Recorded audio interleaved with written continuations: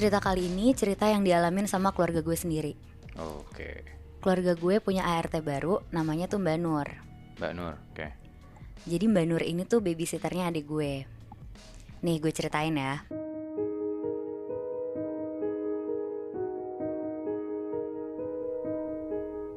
Jadi kejadiannya ini sekitar tahun 2006. Gue masih kelas 3 SD waktu itu.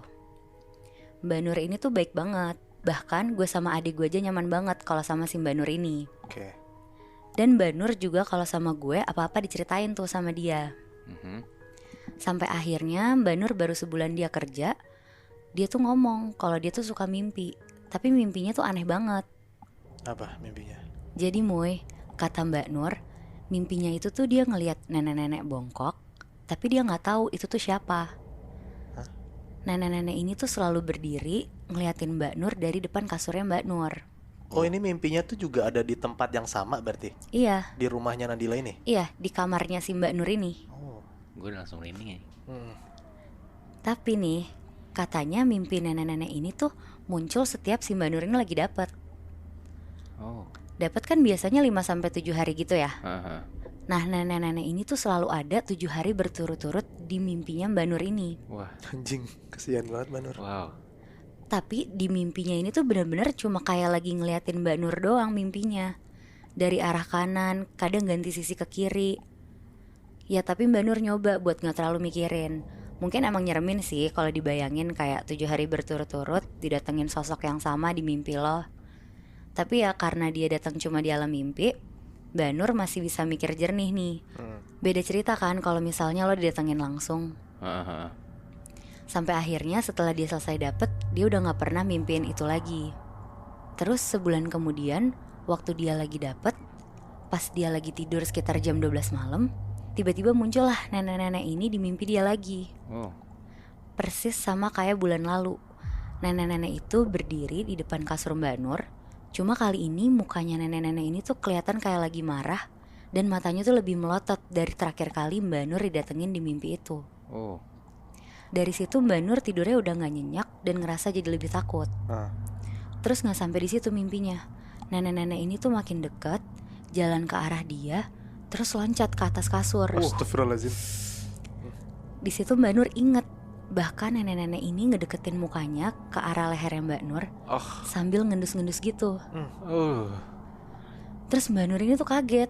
Dia kebangun, pas dia buka mata, dia lihat kiri kanan, untungnya nggak ada siapa-siapa di situ. Mbak Nur lumayan lega lah karena kan itu cuma mimpi ya. Tapi ada yang aneh di malam itu. Pas Mbak Nur bangun, dia ngeliat pintu kamarnya kebuka setengah.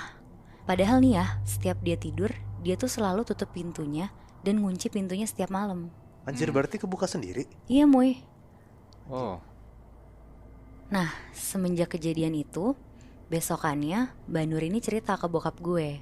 Yang kebetulan bokap gue ini kan ngerti lah sama hal-hal kayak gitu. Bokap gue kayak ngedoain Mbak Nur, nyuruh Mbak Nur wudhu terus sholat. Karena kata bokap gue, dengan sholat semua makhluk-makhluk jahat di sekitar kita bisa pergi. Tapi kan Mbak Nur ini lagi dapet kan. Jadi yang disuruh bokap gue ini tuh gak bisa dilakuin sama si Mbak Nur. Iya. Jadi Mbak Nur ini cuma berdoa dalam hati aja supaya kejadian ini tuh gak kejadian lagi. Pokoknya hari itu tuh gak tahu kenapa kayak bikin tegang banget. Sampai gue sama adik gue gak dibolehin juga sama bokap gue untuk deket-deket Mbak Nur dulu. Tapi gue juga gak dikasih tahu nih kenapa. Pokoknya gue sama adik gue tuh gak dibolehin main sama Mbak Nur. Akhirnya ya udah, Mbak Nur lanjut kerja, beberes rumah, sampai akhirnya dia lagi nyapu halaman rumah.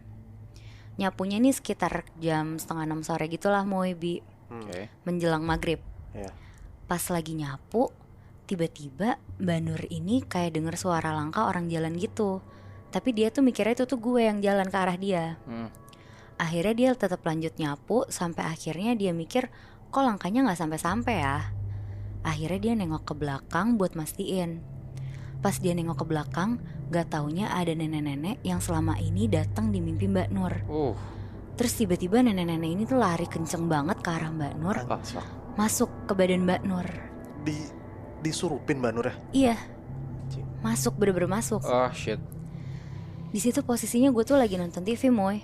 Sendirian tuh gue. Terus gue hilang fokus gitu gara-gara denger ada suara Mbak Nur tuh lagi teriak-teriak di halaman depan rumah gue. Akhirnya gue jalan lah ke depan rumah. Karena gue penasaran, gue lihat halaman tempat biasa Mbak Nur nyapu.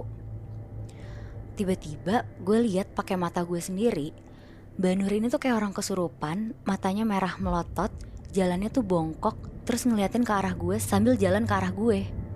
Di situ gue panik banget, gue lari masuk ke dalam rumah manggil bokap gue. Pah, itu Mbak Nur di depan rumah kesurupan. Akhirnya bokap gue keluar rumah ke halaman depan. Tapi pas bokap gue keluar rumah tuh gak ada Mbak Nur sama sekali. Jadi Mbak Nur ini tuh tiba-tiba hilang gitu aja. Kita cari sekeliling rumah, di ruang tamu gak ada, di kamar gue gak ada juga. Bahkan bokap gue nyari ke jalanan depan rumah gue, di situ pun Mbak Nur juga gak ada. Sampai akhirnya Mbak Nur ini tuh ketemu.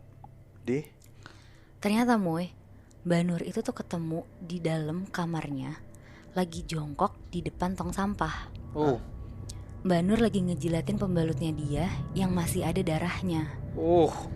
Di situ gue sekeluarga kaget banget dan akhirnya bokap gue narik Mbak Nur keluar dari kamarnya.